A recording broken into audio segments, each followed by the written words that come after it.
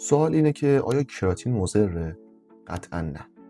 ولی اگه جز این 3 گروه باشی میتونه انتخاب اشتباهی برات باشه.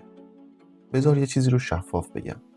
کراتین یکی از بیشترین مکمل‌های بررسی شده دنیاست و برای آدم‌های سالم با دوز مناسب کاملا بی خطر. اما خب کراتین برای همه مناسب نیست. مورد اول، اگه مشکل کلیه داری یا پزشک بهت گفته که کلیه‌هات ضعیفه، پس نباید خودسرانه کراتین بخوری. مطالعات نشون داده توی این شرایط نظارت پزشکی لازمه.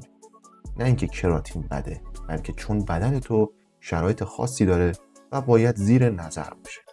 مورد دوم، اگه کراتین رو اشتباه مصرف میکنی، مثلا دوز خیلی بالا یا با آب کم یا فقط شنیدی بارگیری کن بدون اینکه بدونی چرا، طبق بررسی‌های علمی ممکنه دلدرد، نفت یا حال بد بگیری.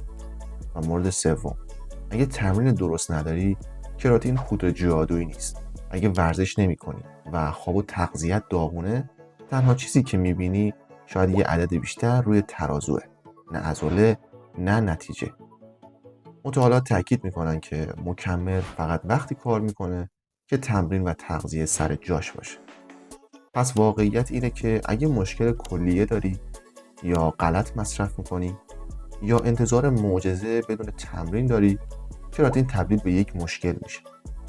ولی اگه سالمی، درست تمرین میکنی و دوز مصرفیت منطقیه، نه تنها کراتین برات مشکلی نداره، بلکه میتونه ابزار کمکی باشه. در نهایت اگر این مدل توضیح علمی ساده به کارت میاد، حتما کانال رو دنبال کن. موفق باشی.